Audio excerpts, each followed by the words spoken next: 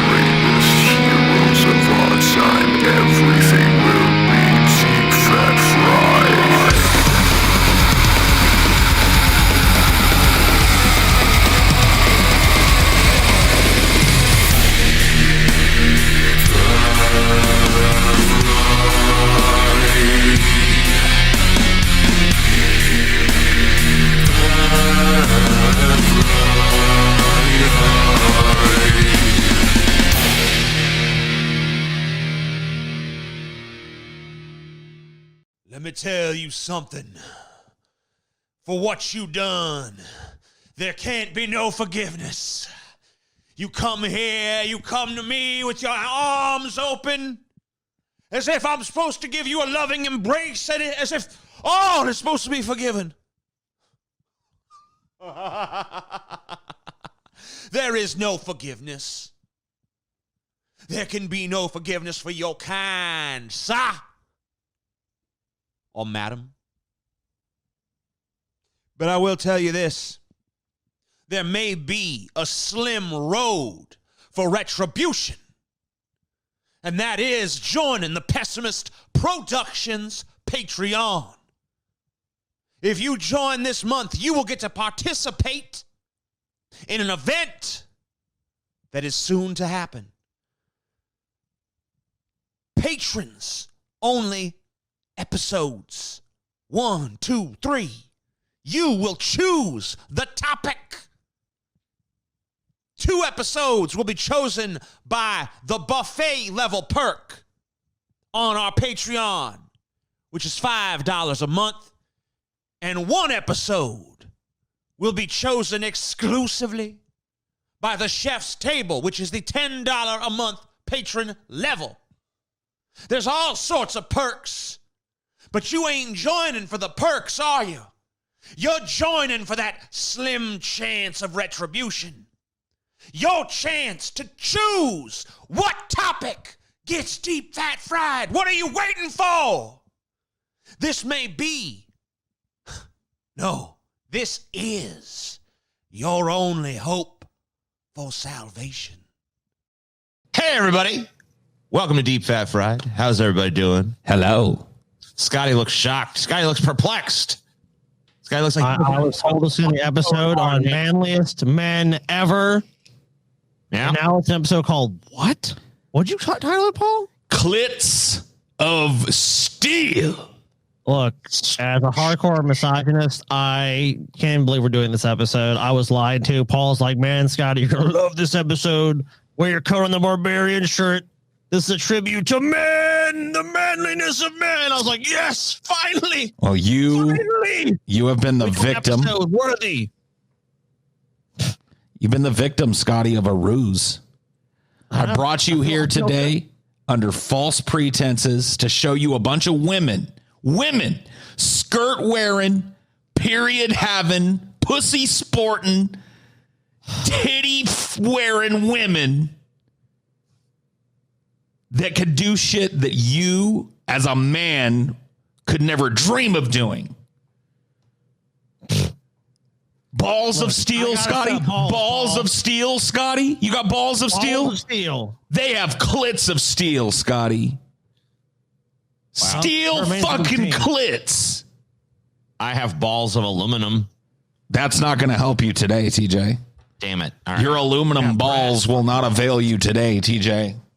No. These women are certified fucking gangster badasses. And I would be shocked if any of the men, not only on this show, but that watch this show, could accomplish anything that they did. But we'll see. We'll see. Yeah, I bet you I could do anything that any of these. Tell you what, though, Paul. Fair enough. Tell you something, man. You want to hear something from me? Sure. I've got balls of steel. Wow. Well, you better hope that they are able to clap up against some clits of steel tonight. Clapping. A clit of steel is like a bullet. You better beware. Hell yeah. So here's our first clit of steel. Do any of you misogynists recognize this woman? No, of course you don't, because you've spent your whole lives drenched in his story. But this I know it is. It's Gertrude Watkins, dude. How did you know? How did you guess? I don't know. How did you guess it was Gertrude Watkins? Like, that's Gertrude Watkins. How did you guess? You are maybe men are smarter than women. Just kidding, TJ. This is not Gertrude Watkins. This is Annie Smith Peck. Oh, spitting image of Gertrude Watkins, though. A name you should know, TJ. A name you should know. A name all men should know. I know Granny Smith from the Apples, but I don't know. Yeah, does she make a bunch of apples? Or This is her like granddaughter, Annie. Okay, Annie Smith. Okay. Born on October 19th, 1850 in Providence, Rhode Island, right here in the beautiful, wonderful United States of America. God bless this great land. She was an American mountain climber whose numerous ascents, often record-setting and some at an advanced age, we'll get to that later, made her a remarkable figure in the late 19th and early 20th century. So early on in her life, she developed remarkable physical strength, endurance, and courage through determined competition with all three of her older brothers. So she was like the inverse of me. You know how I was raised with nothing but sisters and it made me a soft man tit having bitch boy emotional girly man? Yeah. She was like the mirror image of me. She was one girl that had all kind of brothers. And so it made her a fucking badass. You know what I mean? I see. She took a dip in the testosterone. I guess so. She's also a learned woman, which already puts her in a league. I ain't too comfortable with women learning no knowledge now. Already puts her in a league that, you know, is well outside of this show's reach. I mean, right? You said you were going to be able to do anything that any of the women on this show did, TJ. And here's one right here. She's got a master's degree. I don't feel like doing that. Damn, dude. I didn't think we could beat that easily. It's like, we're manly men. I mean, She went to college. pretty much you described her as a mountain climber. I was like, oh, man. Not only that, but she had a master's degree as a woman in the early 1900s. Right. That's true. So stick that in your pipe and smoke it. Actually, the late 1800s. She got her master's degree from Michigan State in 1881. She taught Latin at Purdue University from 1881 to 83. And then from 83 to 85, she went over to Germany to pursue her advanced studies. So I guess her master's degree wasn't quite advanced enough. Damn it. Oh, interesting, Paul. Went to Germany. Well, I mean, this is 1910s, 1920s? No, this is 1885 still. Ah, Paul, just when they are forming the hatred for the Jews. Well, Was she whatever. at all anti-Semitic, Paul? I did not look into that, but I doubt that she was. Oh, interesting. She was a Paul. very We don't learned know. woman. She became Smith Peck, anti-Semite. She became the first woman ever to be admitted to the American School of Classical Studies in Athens. So broke the glass ceiling there. You know how Hillary Clinton hit it like a pigeon trying to fly through a window that it doesn't know is there? Yeah. She just smashed right through that shit. She said, I don't give a fuck. And from 1886 to 87, she taught Latin at the prestigious Smith College here in the United States.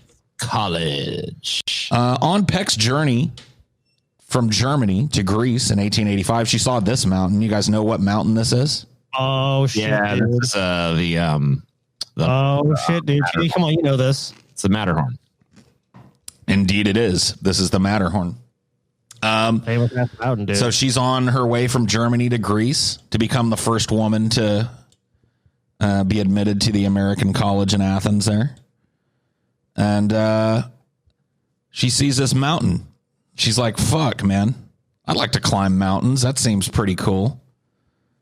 So she did a few practice climbs, and she tackled Mount Shasta in California. No small feat, by the way, in 1888 with 1888 climbing gear. What's the elevation of that? I don't know. I should have pulled the elevation. I tried to pull pictures of all her mountains, but I neglected to pull Mount Shasta. But it was just her practice mountain anyway. Right. It was just her practice mountain. It was her warm up. I mean, well, hey. But it's a tall mountain. Oh wow! An elevation of 14,179 feet. Yeah, yep. You know. But one thing that I know about mountain climbing, and I really don't know much because obviously this is not one of my hobbies. One thing I do know though is that a lot of mountain climbers say like not to get too hung up on elevation because really it's about the difficulty of the mountain. I mean, at a certain elevation definitely comes into play. Like the higher the mountain, the tireder you get, the thinner the oxygen, the more you have to conserve your energy, and the more you're expending energy. I'm just saying, like, I've been to the top of like the Smoky Mountains, and that's about 5,500 feet in the air, or above sea level, excuse me, in the air. That's like triple that. And that was like driving up a bunch of roads and shit. Like, I mean, the Sierra Nevadas have a bunch of fucking easy access roads. I've been way on up in the Sierra Nevadas. I've been at elevations like Shasta. It's high. It's super duper duper way fucking cold up in the Sierras. Yeah, for sure. But a lot of people say that her real career started when she returned to Switzerland to tackle the Matterhorn in 1895. So she climbed, she drove by, saw a vision of the Matterhorn, much like the one we're looking at now. And instead of just going, damn, that's a badass mountain, a few years later, she was standing right on top of that motherfucker. This, of course, brought her wide acclaim in Victorian society and maybe a touch of notoriety. She became kind of a little Victorian celeb at that point. Notorious. In 1897, she climbed the Popocatépetl and Citlaltépetl, or the Pico de Orizaba volcanoes in Mexico. Her ascent of the latter, which is 18,406 feet off the ground, was the highest point in the Western Hemisphere that had ever been attained by a woman. It's another glass ceiling. She look at that. Smashed through that. She climbed this motherfucker here. This is the one. This is the 18,000 footer here. Oh man! And I can imagine this was a fucking beast to climb. I mean, any of these mountains would be a fucking beast to climb. What am I talking about? I couldn't do any of them. I'm assuming as this goes on that we're gonna get to the king of the mountain, so to speak. Well, I don't know that she never did Everest. Oh, she never did Everest. She never did Everest. That's rebuilt because we got like 14,000. We're going to 18,000. Like, damn. No. To my knowledge, she never did Everest. Several lesser climbs followed, and in September 1908, she conquered Mount Huascaran in the Peruvian Andes, estimating the summit to be about 24,000 feet. She claimed to have climbed higher than any other woman. Now, subsequent measurements, more accurate measurements, showed the peak to be somewhat lower. I think that Huascaran is actually about 19,000 feet. But Peck still held the American record in the Western Hemisphere. In 1911, at the age of 61, she went back to Peru to climb Mount Corapuna, at the summit of which she raised a Votes for Women pennant. So she was also a suffragette.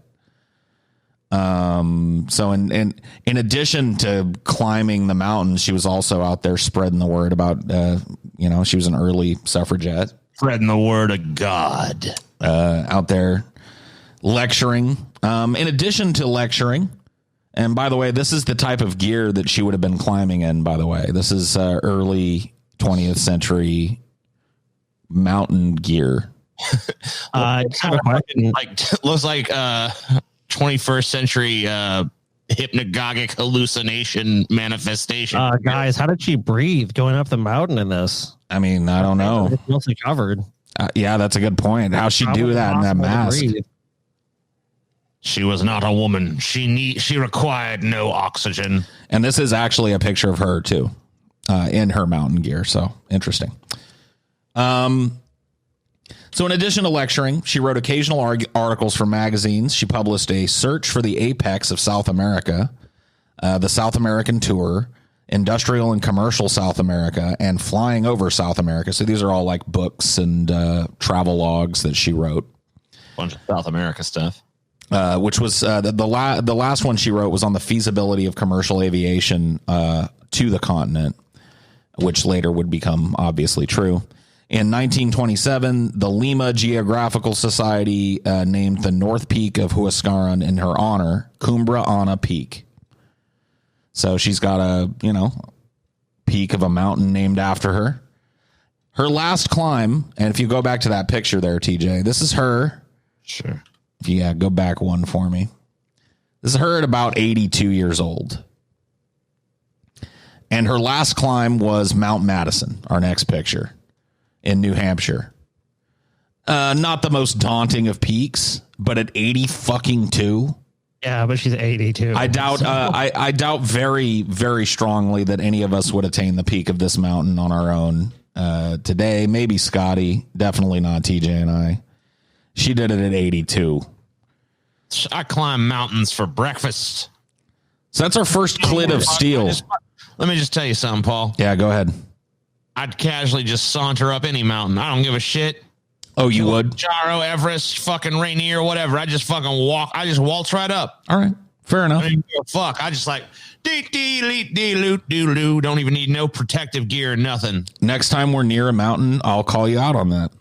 And I just stroll on up there. Well, I mean, it takes a long time, so it's inconvenient. So I don't really do it. But, but I could if I could to prove that you can.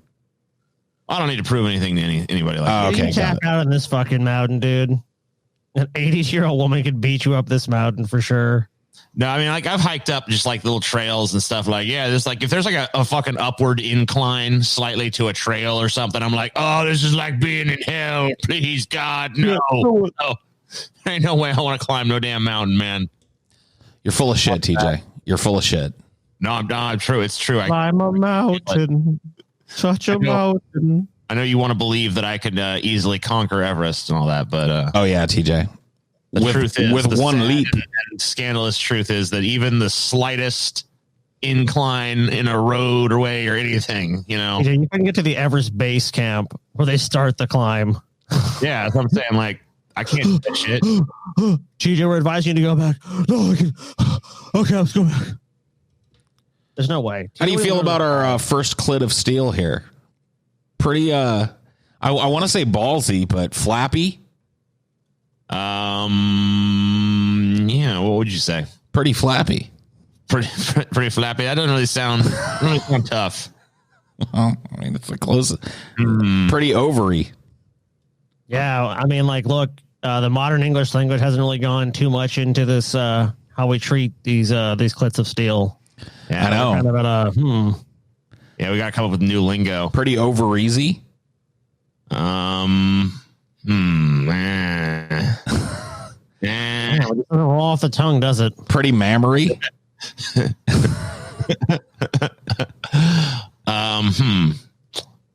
Yeah. I don't know. I think I'd have like hold a council meeting and have suggestions. Pretty cervixy. Cervixy, man. It's pretty cervixy right there. Yeah, back to the drawing board. Yeah, well, maybe we'll come up with something better as we go along. All I'm saying is she's got a real set of ovaries. All Either of you men know the woman that's pictured here? Of course you don't, because you're misogynist scum who haven't studied herstory. Chinese pirate. No, yes, this is a Chinese pirate. Yeah, I forget her name, but I have heard of her. She had like a whole fleet and a bunch of other shit. This is Ching Shih. Ching motherfucking Shih. Little is known about Ching Shih's early life. She was born in Guangdong province in China in 1775. Her birth name was Shi Zhongzhu. She became a prostitute who was working in a floating brothel in Canton. In 1801, pirate Zhen Yi, who she, maybe depicted fighting here, who commanded a fleet of ships called the Red Flag Fleet, noticed Ching Shih's beauty and wished to be with her. Now, there are varying accounts on how they actually came together. According to some, Zheng Yi sent a raid and ordered them to plunder the brothel and asked them to bring back Ching Shih, his favorite prostitute. And in this story, the men did as they were ordered, and Zheng Yi and Ching Shih were married. By other accounts, Zheng Yi simply just like asked her. He's just like, hey, marry me. And she was like, okay, but only for an equal share of the plunder in your organization. Like, if we're going to get married, I'll marry you, but I want power in your organization. One way or the other, she ended up with power in the organization.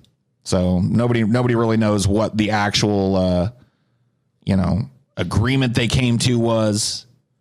But one way or another, she ends up with a lot of power over the Red Fleet. With Zheng Yi and Ching Shih side by side, the Red Fleet quickly grew from 200 ships to more than 600 ships, and eventually to somewhere between 1,700 and 1,800 ships. It was a huge navy at the time. Their fleet was color-coded.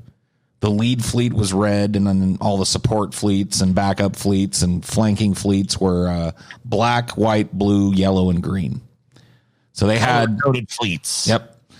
Zheng Yi, the pirate lord, died in 1807, only 6 years after he married Ching Shih here. At the time of his death, the Red Flag Fleet had approximately 50,000 to 70,000 pirates working for it. It's like an army, basically. An army and an armada of pirate ships. I don't know how you manage that many fucking pirates. Ching Shih, not wishing to go back to her life as a prostitute, obviously, knew that this was her opportunity to rise to become a powerful pirate lord. She could have simply stepped down from the organization, allowing Cheng Pao, who was Zheng Yi's second in command, to take over. But Cheng Pao had been adopted as a son by Zheng Yi and Ching Shih.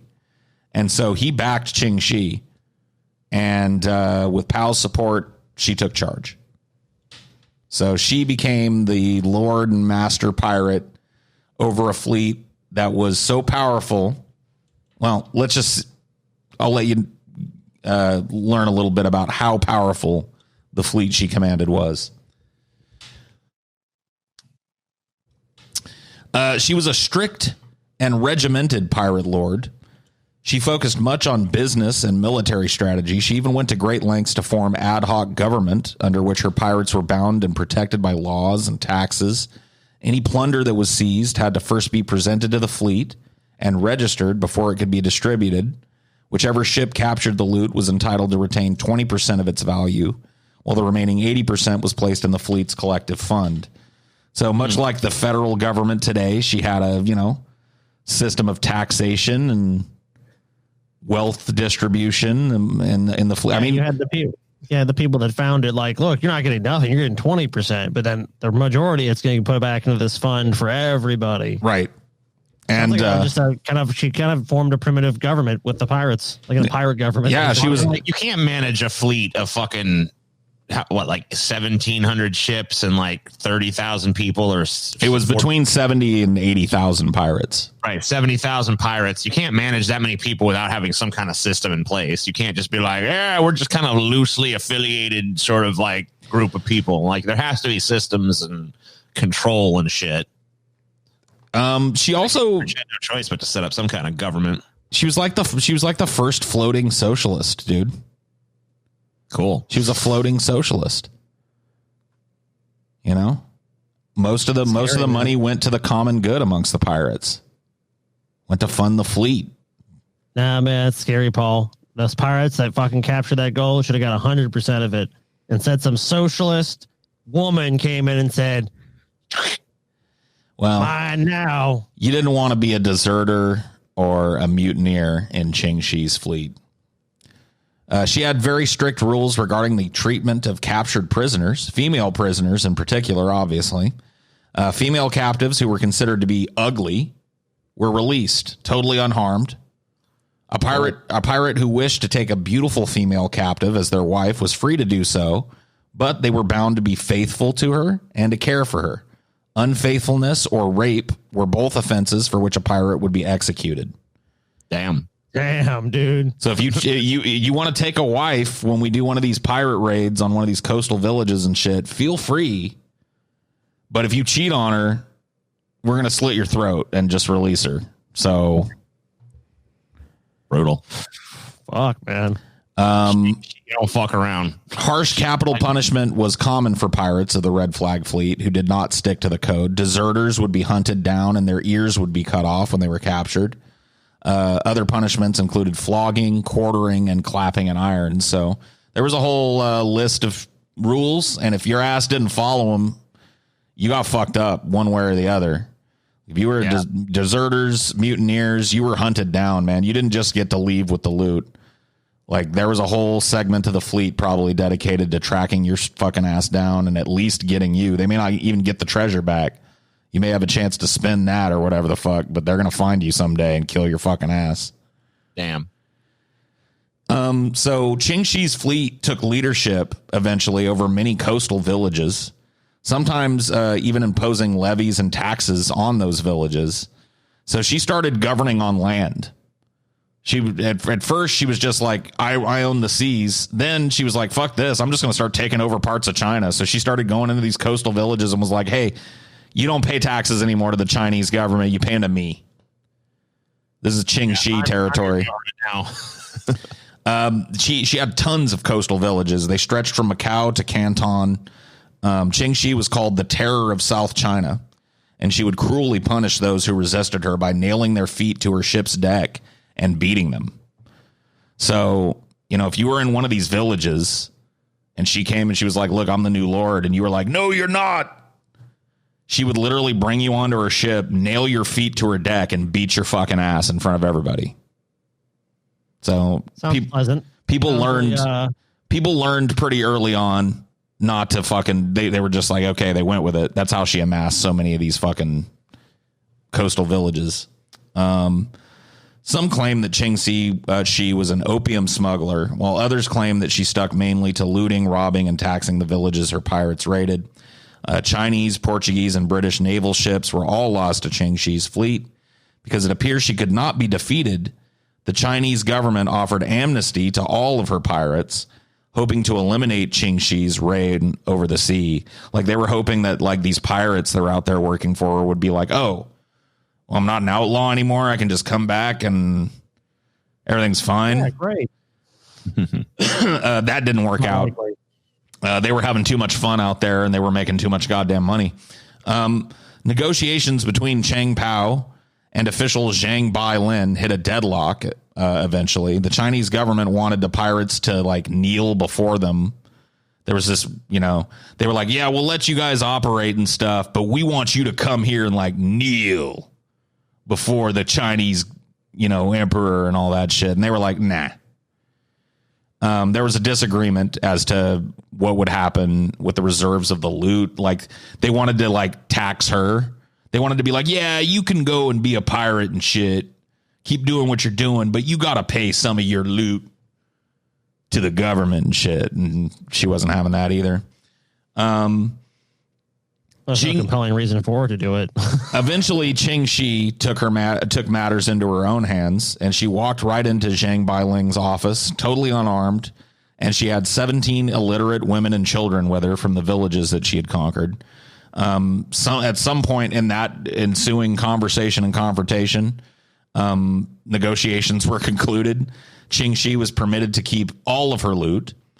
To settle the deadlock, Shang Bailin agreed to witness the marriage of Ching Shih and Chang Pao, for which the two had to kneel before Zhang Bailing in thanks.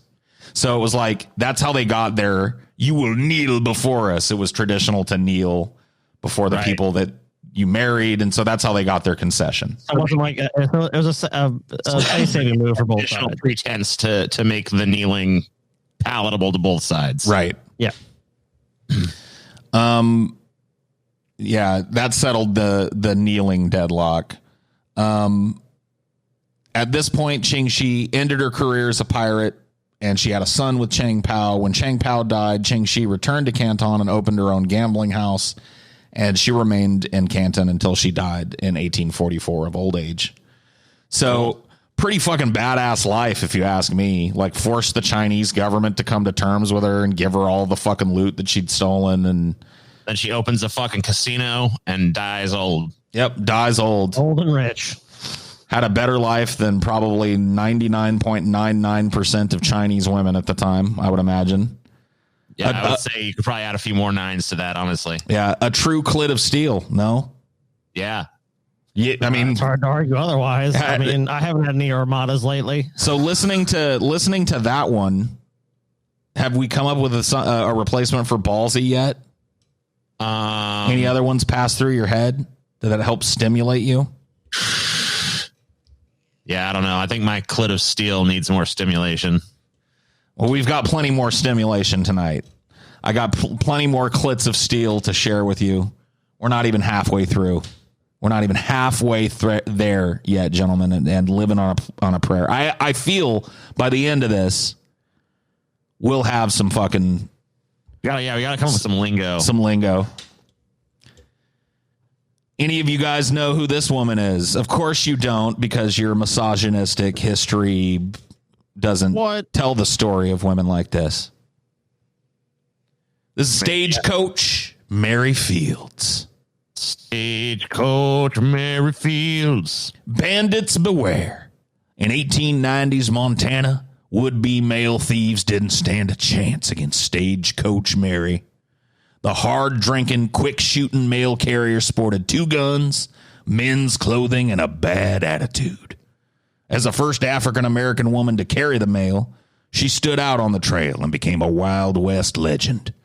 Rumor had it that she'd fended off an angry pack of wolves with her rifle, that she had the temperament of a grizzly bear, and was not above a gunfight. What do you think about that? Yeah, I love the old West resumes, you know? Yeah. They're always great. It's always like shit like that. She fended off a whole pack of wolves by herself with just her single rifle and 8 rounds of ammunition, TJ. Damn. I heard she didn't even have a rifle. Well, this is a picture of her with a rifle, so. Yeah, but I heard, you know, was this? Oh, yeah. The picture? Huh? Yeah, this is right after the wolves attacked. Oh, okay. Well, I heard that she just fended them off with her bare hands, but, you know. Damn. Her bare hands, TJ. What a clit of steel. Born Mary Fields around 1832, she was born into slavery. And like many other enslaved people, her exact date of birth is not known.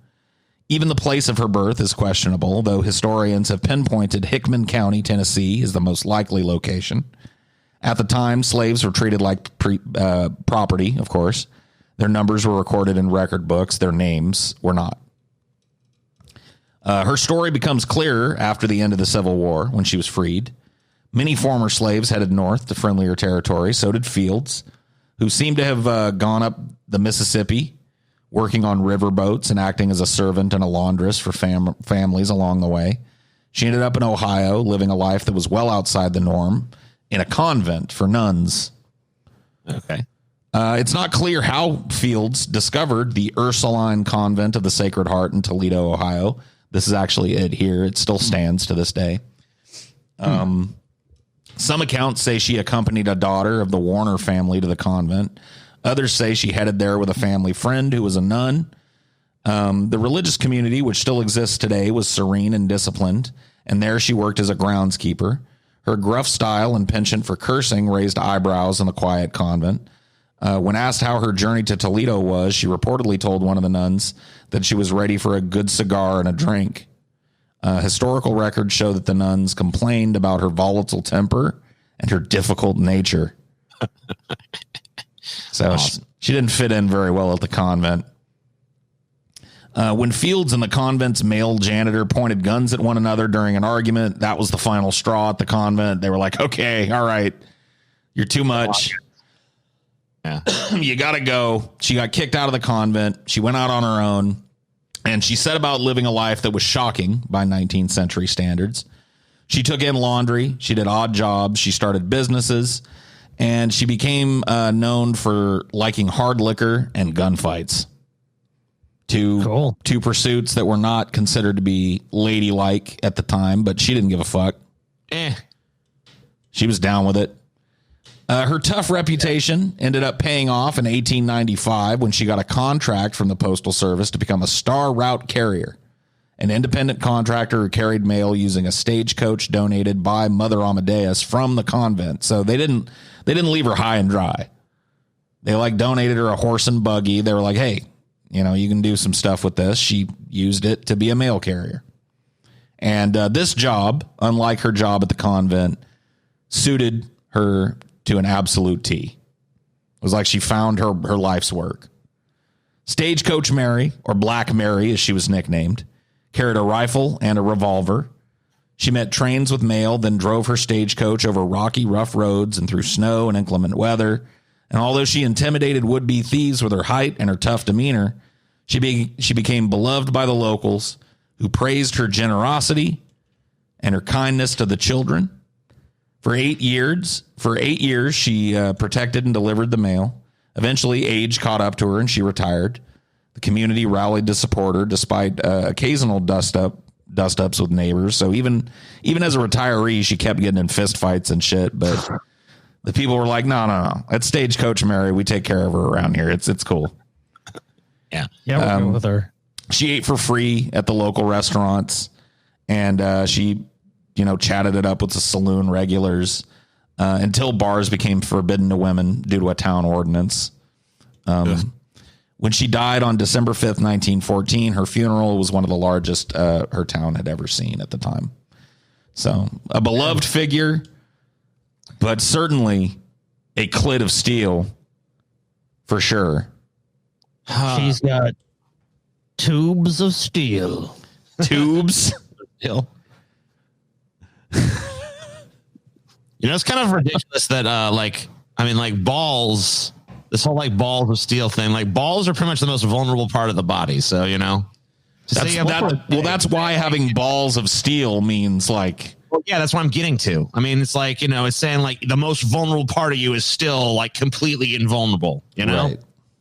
So I don't know. I think the vaginas are inherently tougher than fucking dicks. I mean, and balls. I've heard that getting kicked in the pussy hurts real bad. Okay, I heard that as well. I mean, I'm sure it probably does, but you want that, TJ? Does it hurt real bad if you kick in your pussy? Yeah. When Scotty used to kick you in your cunt when you were kids, did it hurt?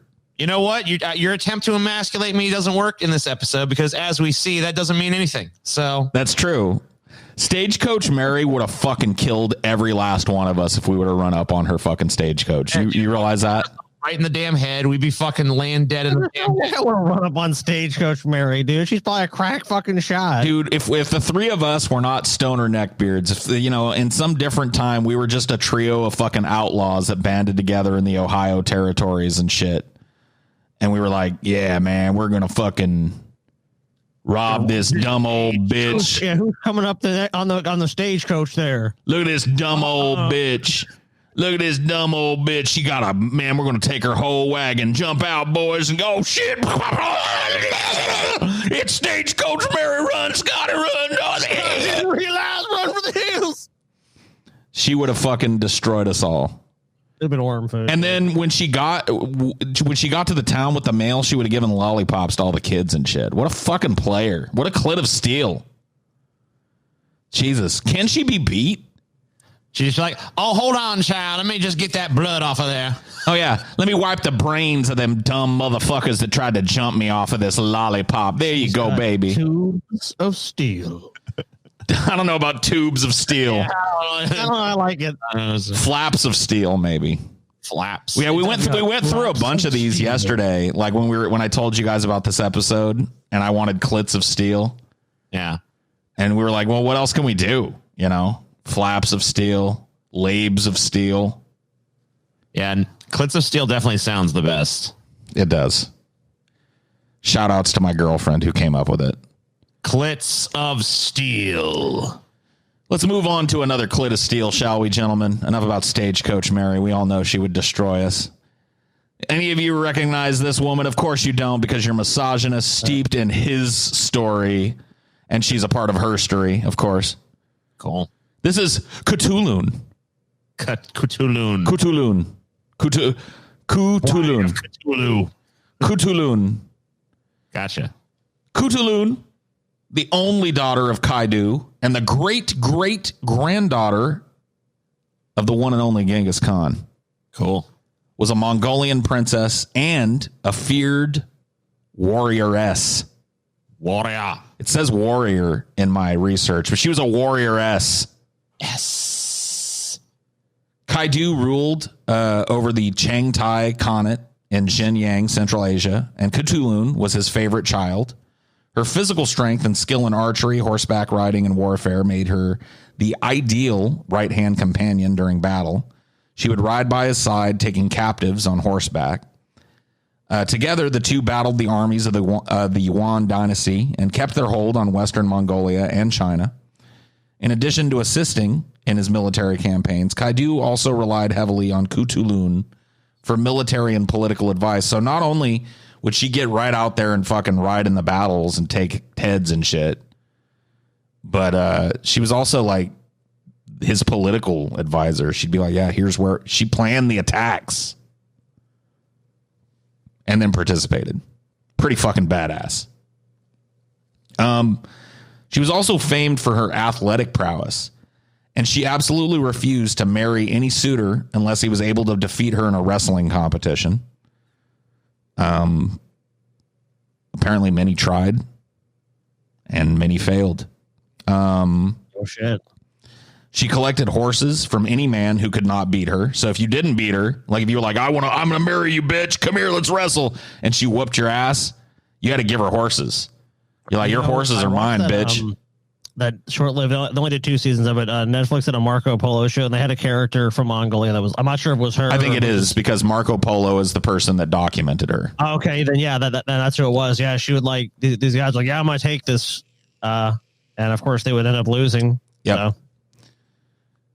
So she, it said that she amassed a herd of horses in this way that rivaled the emperor's herd. Much of what is known about Kutulun comes from the written historical accounts of Marco Polo and the Persian historian Rashad al-Din. So many of the historical details surrounding her life are hazy. There are several differing accounts of her eventual marriage. One version of events is that she realized that there were rumors that she was having an incestuous affair with her father, and she realized the negative effects that these rumors had on her father's reputation. So she chose to marry a man without wrestling him.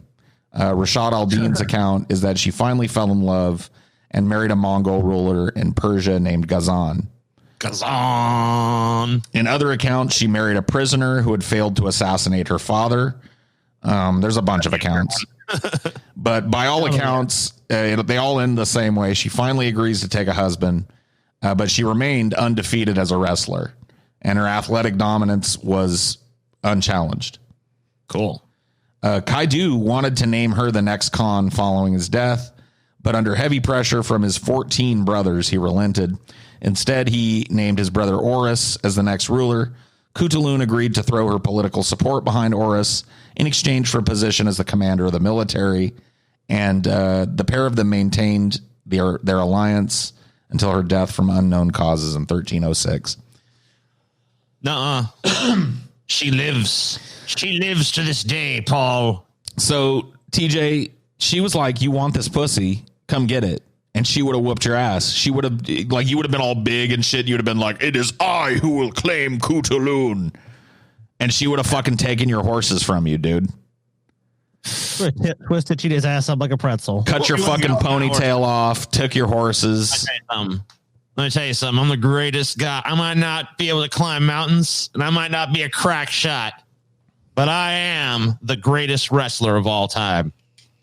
So I'm pretty sure, you know. Dude, Kutulun would have fucking had you for breakfast, dude. Are you fucking kidding me? Literally, she would have fucking broken your neck and then had them cook you and eaten you on the way to the next battle. No. I'd snap her in two like a twig. Like a twig, I say. She would have fucked you up, TJ. No problem. She would have fucked you up. And on the battlefield, too. If you were opposing her, he would have had no chance. No fucking chance. Doesn't matter because, you know, it's a separate thing. Like, I'm talking about a wrestling match here. I'm talking about we wrestling. We wrestling. Well, TJ, the only chance you have to win is that you somehow get a pin within like 30 seconds. After that, you're winded. No. My endurance is legendary, sir. Legendary. As someone who smoked the last 7 years, I think your endurance is probably pretty low at this point. My endurance is fucking, it will astound. And really? Right, yes. You have negative endurance, I want to TJ. put you on a treadmill. And if you can last an hour. I've seen it. Treadmill competition. Remember a wrestling competition. I've seen it. Specifically for wrestling. Yeah, but wrestling, it requires more exertion than walking on a treadmill. And I've seen you give up after like 10 minutes of walking on a treadmill. You know what? That's because you haven't seen me wrestle. But you know what? I have amazing endurance as a wrestler, but I don't even need it because I put away all my opponents super quick. Just like boom, dead. You know what I mean? It's like no problem for me. I wish we could have like a Bill and Ted phone booth that we could send TJ back to get his ass beat by Kutulun, dude. Dude, can you imagine how much better this show would be if we could actually like get in that phone booth and like visit these historical? I mean, we'd all be dead by now, but you know, still. We would have been killed at the first place we landed, but most bodacious Kutulun, I will wrestle you for your hand. She'd be like, what if we just did holograms of ourselves, you know, so we couldn't be killed or whatever, you know? Oh, you'd be destroyed, dude. Most excellent and beautiful Kutulun, we have come to wrestle you for your hand in marriage, fair maiden. She'd be like, and she'd fucking kill us all. All three of us at once. I mean, you two maybe, but me? Nah. We'd be fucked. Yeah, I would be that night after we were married when I defeated her in wrestling. We've got one more clit of steel to talk about, but gentlemen, don't worry. It's multiple clits of steel that we're going to talk about, and maybe the steeliest clits yet.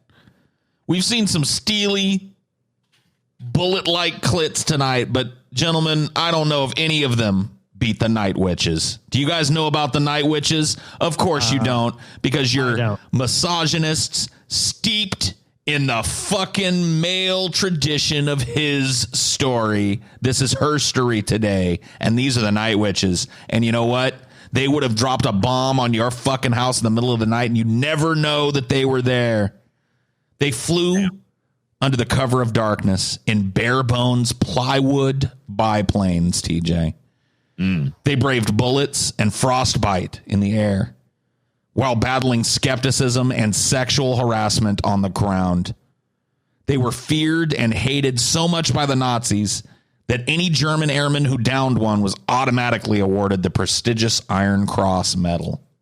Damn. Very few of those medals, TJ and Scotty, were issued, however.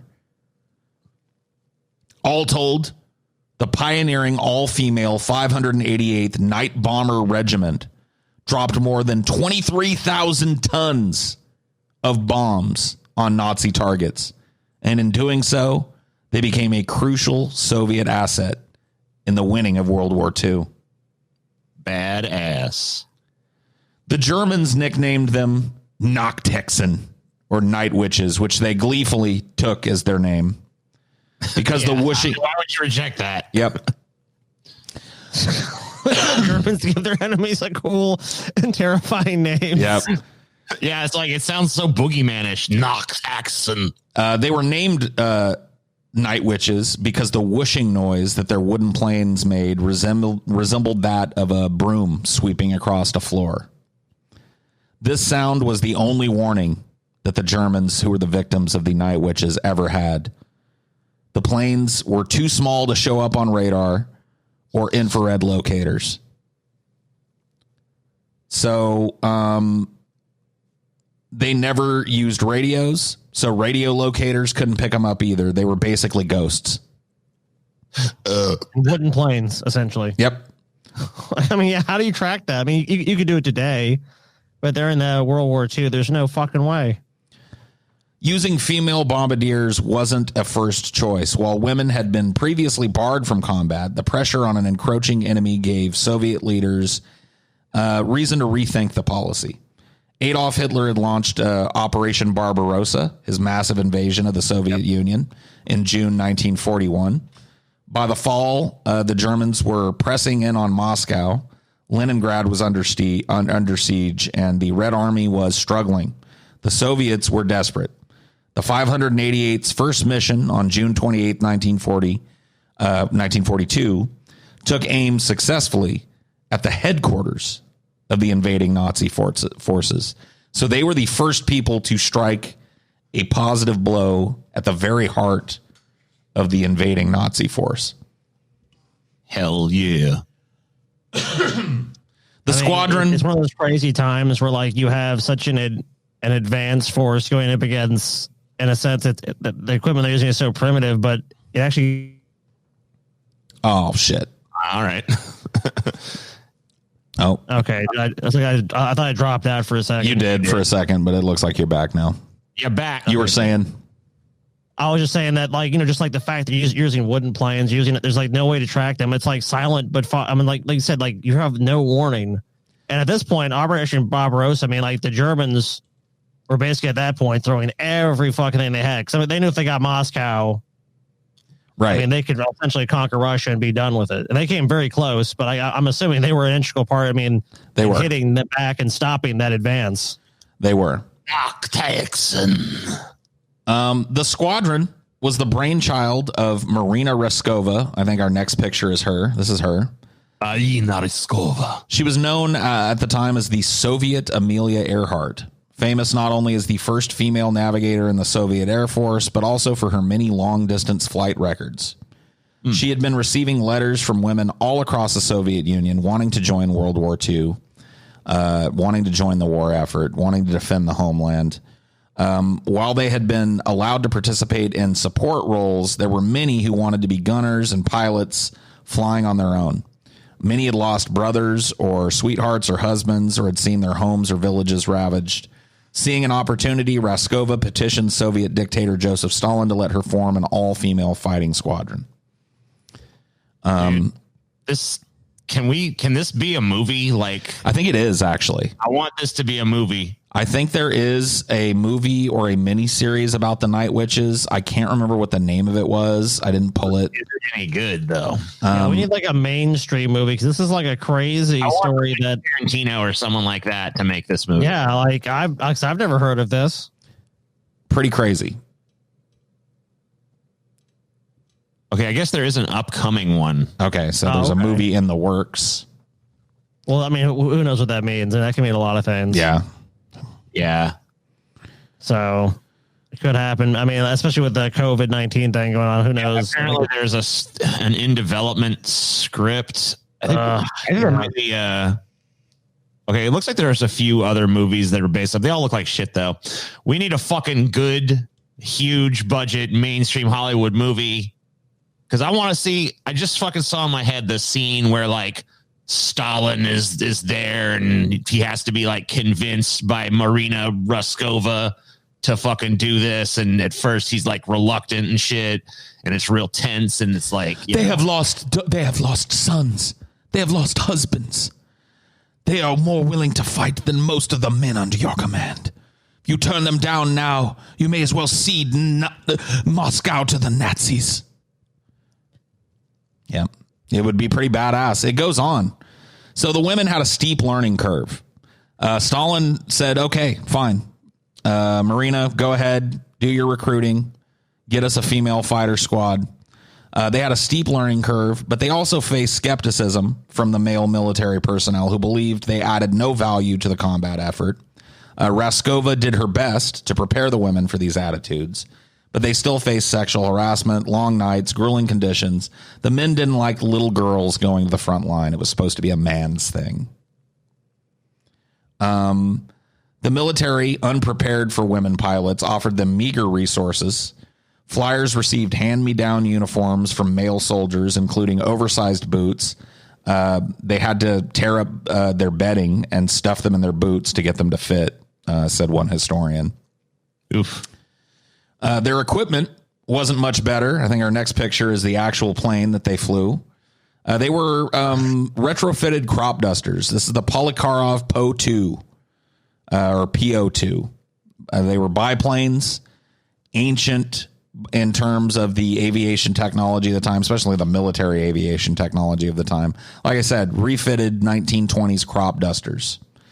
They were used mostly up until this time as training vehicles for new pilots.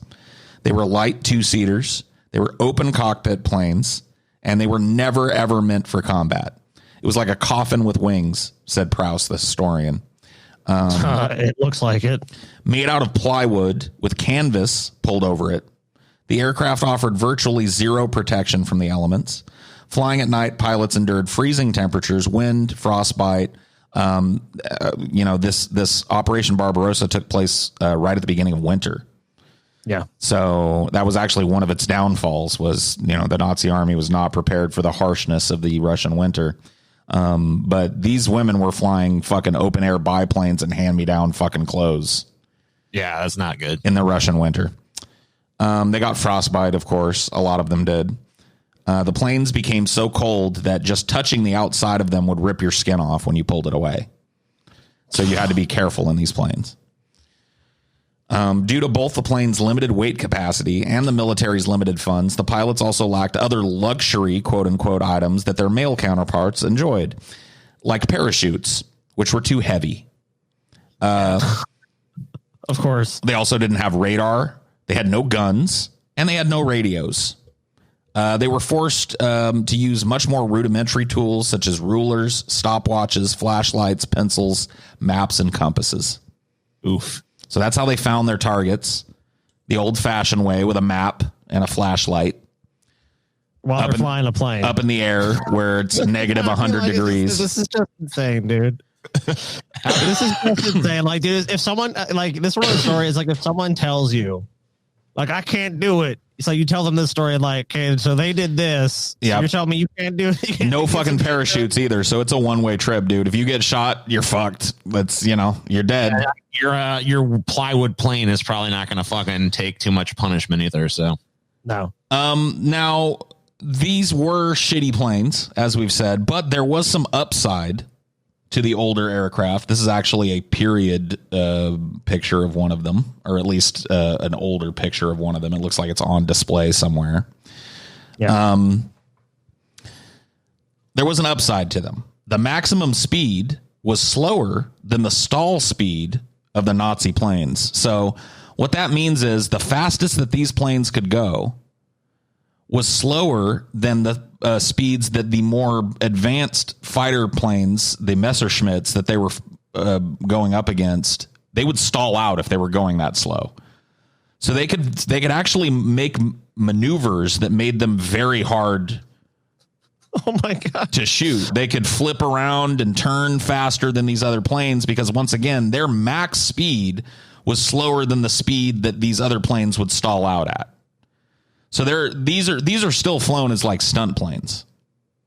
They're capable of doing that crazy shit where they like spin flying up and then fall down and so that's how they an advantage against, like, let's say the Royal Air Force or something to have.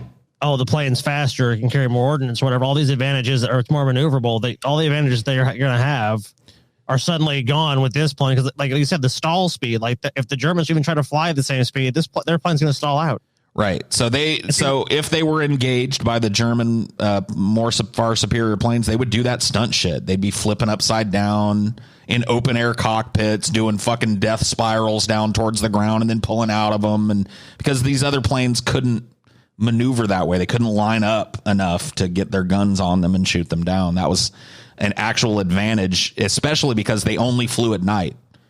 So they were too small to pick up on radar, only flew at night, and even though they lacked guns and lacked the maneuverability and the speed, or lacked the speed and speed. They were far more maneuverable than the planes they were going against. Well, the only way they're going to be seen is that literally they already have to have planes ready to launch, see these planes, then track them at night and shoot them down. They were also all kinds of crazy maneuvers and shit, like you said, like slow down, go down, do all this stuff that they can't do. So it's like, right. I doubt many of them were ever shot down. I'd be almost willing to bet more people died from other elements, like engine failure or something, than actually getting shot down. You're probably right. They were also very easy to take off and land from almost any location. These planes don't require a very long runway to land and take off from, so they were, easy to set down and refuel and get back in the fucking air. You know what I mean? Yeah. The downside, when coming under an enemy fire, pilots had to duck by sending their planes into dives, like we talked about. Almost none of the planes carried defensive ammunition. Right. If they happen to be hit by tracer bullets, which carry a pyrotechnic charge to light them up, their wooden planes would just burst into flames. So it did happen. And when it did happen, there was no help for them. They were dead. There was no parachute. There was no second plan. They were dead.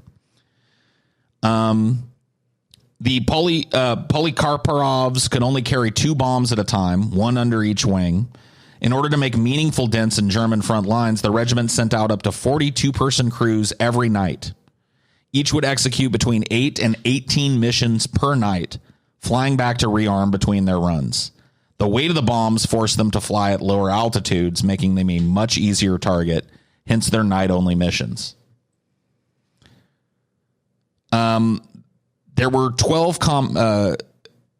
commandments the Night Witches all followed. The first and most important of which was, be proud you are a woman. Killing Germans was their job, but in their downtime, the heroic flyers still did woman things. They did needlework, patchwork. They decorated their planes. They danced. They even put the pencils they used for navigation into double duty as eyeliner.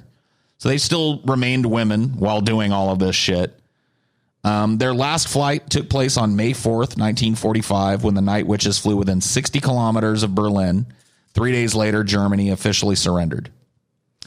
Nachthexen. The Nachthexen. So here's a cool picture of them sitting around, smoking, chilling, looking fucking hot as fuck. Cool. I actually pulled a picture of the German Messerschmitt that they would have been facing. This is it here. Yeah, I mean, look at that. This is a Messerschmitt Bf 109E-3. This is the typical fighter plane that they would have been going up against.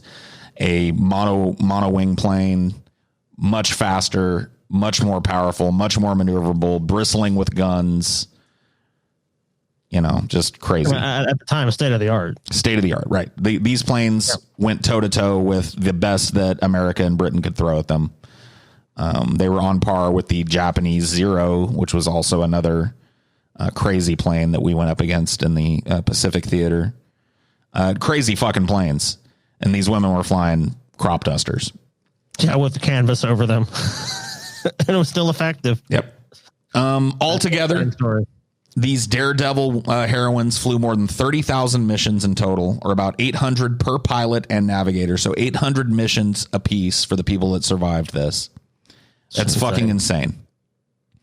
They lost a total of 30 pilots. So what? Only 30 of them. And 24 of the flyers were awarded the title Hero of the Soviet Union. Raskova, the mother of the movement, died on January 4th, 1943, when she was finally sent to the front line. Her plane never made it. She was given the very first state funeral of World War II, and her ashes were buried in the Kremlin and still there today.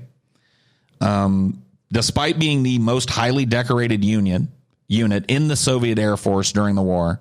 The Night Witches regiment was disbanded 6 months after the end of World War II. And when it came to the big Victory Day parade in Moscow, they weren't included because it was decided their planes were too slow. Mm-hmm. Wow. Not impressive enough to be in the big parade, so weren't even celebrated. Impressive enough to kill a fuckload of Germans, though. Oh, they fucked up some Germans. Huge difference. I mean, 30,000 missions. Only lost 30 fucking pilots, dude. 30 pilots. There were battles on, like especially in like the battles of Britain and stuff, where like they lost hundreds of fucking fighters, hundreds of planes in a single hundreds battle. of pilots in a battle, yeah. And over the course of 30,000 missions, they lost 30 pilots. In fucking cardboard planes, lined with canvas with no defensive. I mean, it's just in hand-me-down clothes with shoes stuffed with fucking like mattress stuff. It's like what? in their shoes to make them fit and shit. No radar, no radar, no radio, no modern equipment, no way to radio with one another to let each other know that they're okay or on target or need help or evacuating. It's like as soon as that plane is up in the air, the pilot and the navigator are alone. They have their orders. They're absolutely alone. They have no way to contact anyone for help. If they get engaged, all they can do is send their plane into a death spiral and hope that the fucking Messerschmitts lose them or the anti-air guns lose them, and that's it. And they managed to, basically lead the Soviet Air Force in terms of effectiveness. They were, like I said, the most decorated Soviet Union in the Soviet Air Force in World War II. And then just unfortunately, history just shows time and time again, like the contribution, because it's not the contribution that the government wants to present. It's just like, oh, you're too slow. Clits of Steel, gentlemen. I mean, would you deny every last one of these women that participated in even one of these bombing runs, let alone the 800 apiece that they actually did? Clits of fucking steel. Clits of steel. So the Knock Texan, dude. I mean, I pulled a little bit about it earlier, but the Nazis really feared and hated these women. It was emasculating. It was emasculating to them that these women existed. The Russians actually used that as propaganda against the Nazis, letting them know that it was women that had caused the damage and blah, blah, blah, blah, blah. And the Nazis really had a hatred for these women. I mean, the fact that if you could shoot one of them down, you were immediately given like the Iron Cross or whatever the fuck is like, that's the highest. That's like the Congressional Medal of Honor back in Nazi Germany. Like for Nazis, yeah. I mean, we have to think about it. It's like they're using inferior training, inferior planes, inferior everything, and they're still the Germans can't stop them. So it's like to them, it's like, and they're women too. Yep. On top of it, they're women. They're just fucking completely and utterly owning you at every turn. It's just yet again showing how the Nazi ideology just, when we actually put it into the real world, just falls apart. Because people they said that by basically their standards would have no part of this, or basically worthless, have no place in the front line, are kicking their ass time and time again every night. So It's like, what are you going to say? Yep. Clits of Steel, gentlemen. I left a lot on the table with this one as per usual. The people liked it. We can do a Clits of Steel 2. Electric Boogaloo. Vibrator Boogaloo. Yeah.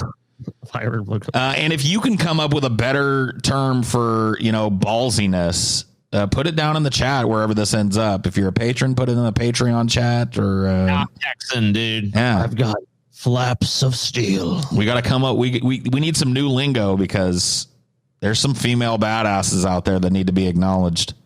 Yeah, we got to do it. You're welcome, ladies. They don't need your thanks, TJ. You misogynist fucking pig. They fucking thanking us because we fucking are we're doing this feminist episode. Dude, we lit the virtue signal hard today, and we're going to be rewarded. The virtue signal. I feel like we all deserve to give ourselves a big old pat on the back for this one, especially you, Paul. Thank you. I'll do a double pat. Yeah, you get a double pat, Paul. It's like both of you are here patting me. Yeah. Well, TJ, sir. Yeah, do it, TJ. Pat me. I'm doing like double. Paul's getting like Pat a 3 me. patter right now. Oh, shit. Oh, thank you, boys. Thank you. You fucking All virtue signal good. virtue, motherfucker. All right, yeah, we need suggestions about what we're gonna fucking call what's the fucking female equivalent of ballsiness. We need to fucking get. Yeah, let us know if you guys have a good one. We're dying to hear it, Ladies, if you have a secret one that you use amongst yourselves, let us know. We want to know. Yeah, let us in for part 2. I want to be able to properly describe these women. So please let us know. Thank you for watching. That's what I got for you today. See you next time. See you next time, everybody. guys. Bye.